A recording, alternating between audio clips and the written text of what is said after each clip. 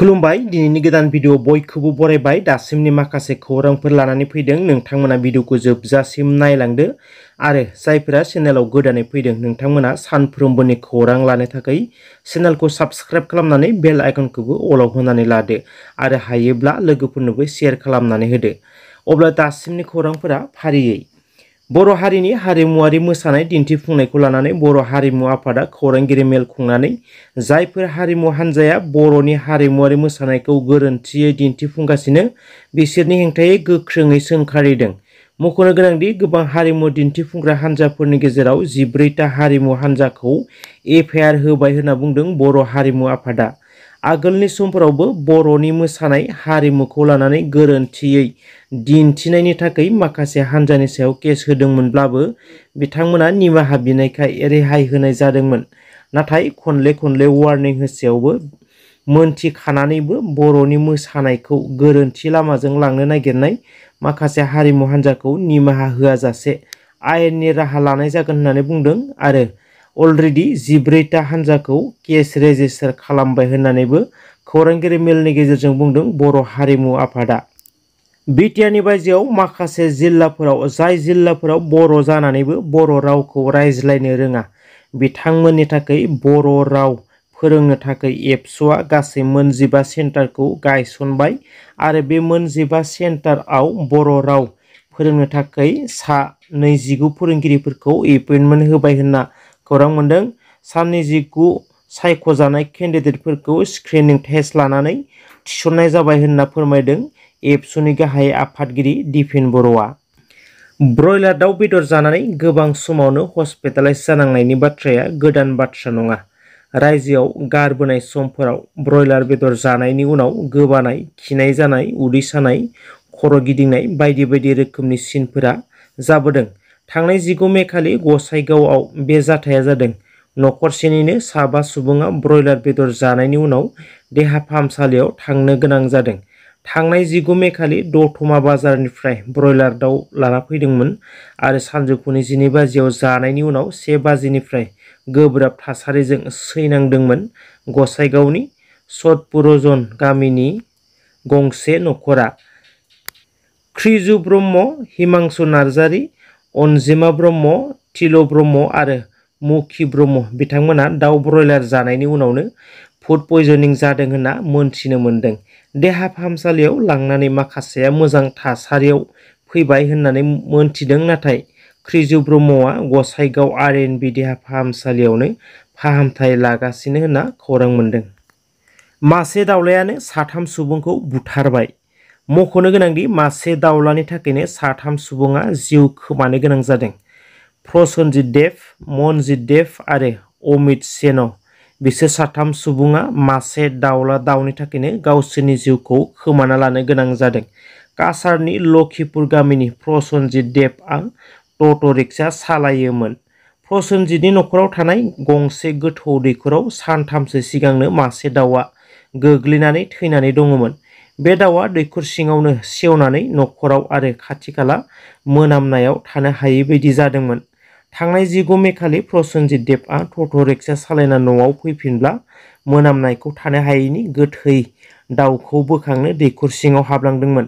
नाथाय प्रसन्जितनि हालोदखौ नुहुरनानै बिनिनो फंबाय मनजित देवआ बिदाखौ बासायनो थाखाय दैखर सिङाव हाबलांदोंमोन नाथाय बेबो दैखर सिङावनो जिउ खोमानो गोनां जादों। बिसोरनि हालोदखौ नुनानै खाथि खाला गामिनि सुबुंफोरा माजों हागोन माजों हाया प्रसन्जित आरो मनजितखौ बासायनो नाजादोंमोन। बिसोरखौ बासायनो थाखाय अमित आरो हयतलाल मुंनि 2 सुबुङाबो दैखर सिङाव हाबलांदोंमोन नाथाय बिसोरबो बे एखे थासारियावनो गोग्लैहैदों। गामिनि सुबुंफोरा हयतलालखौ खुनुरुखुम बोखांनानै गोथां महराव बासायनो हादों होनना खौरां मोन्दों। नाथाय प्रसन्जित आरो मनजित बिसोर 2खौ बासायनो थांनाय अमित बिसोर 3आ दैखर सिङावनो जिउ गोमादों। नाथाय जाहोना मा?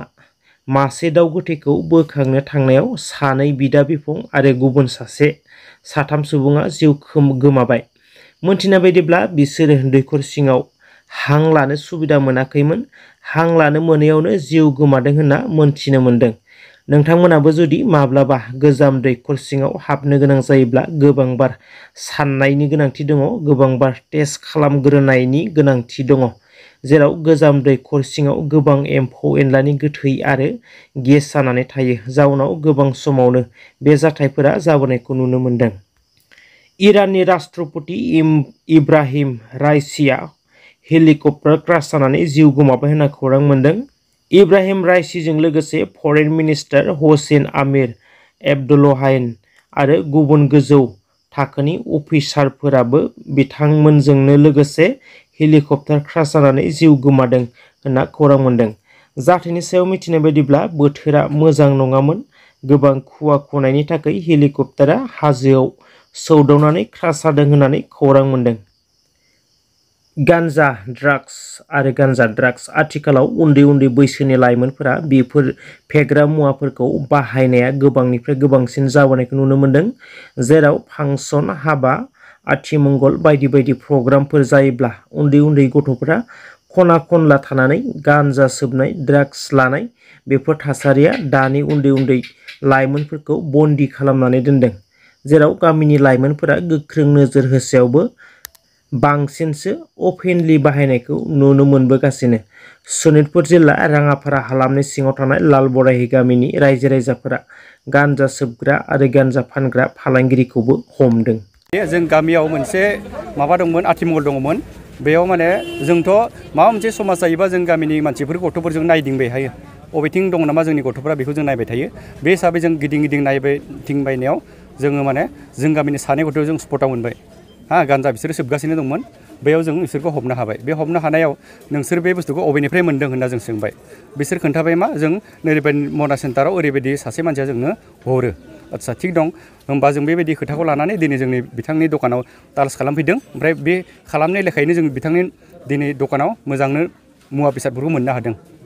बिथांनि मुंखौ आं नैबे दखानाव जों बिथांनि प्रसाद बर्मन बिथांनि दखानाव जों जोंनि गासै लाइमोनफोरखौ लानानै जोङो नायगिदिंफैदों। ओमफ्राय बेयाव जों बिथांनि दखानाव डाइरेक्टनो स्पटआव मोन्दों।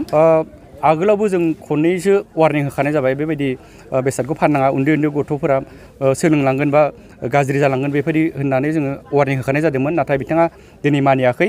बे मानियैयाव जों दिनै बिथांखौ हमनो गोनां जादों। रायजो राजाखौ लानानै बिथांनि नैबे दखानाव फैनानै जों बिथांखौ हमनो गोनां जादों, बेनो आरो। जोंहा एसे बैसो गोनां मानसिखाय जोङो सिगाङावबो हमखांबाय, हमनानै बेखौ वार्निंबो होबाय खेबनै, जाहाथे आदै बिदि मावनाङा होननानै दखानाव गावनो जों फैनानै बुंफैबाय। खिन्थु मैयानियाव माने मा खालामदों, बियो उन्दै उन्दै गथ'फोरखौ आरो फानबावदों, बुस्थुखौ माबाखौबो गान्जाखौ फानबावदों। थ' स्पटआव हमनानै जों मोननायखाय बेखौ दिनै दखानावनो जों तालासि खालामनानै बिनि माबाखौ गान्जाखौ मोन्दों आरो दिनै। ओंखायनो जों दा आयेननि बेब'स्था लासिगोन आरो, आयेननो हरनानै आयेना जि बिसार लायो जों बेखौनो एग्रि आरो।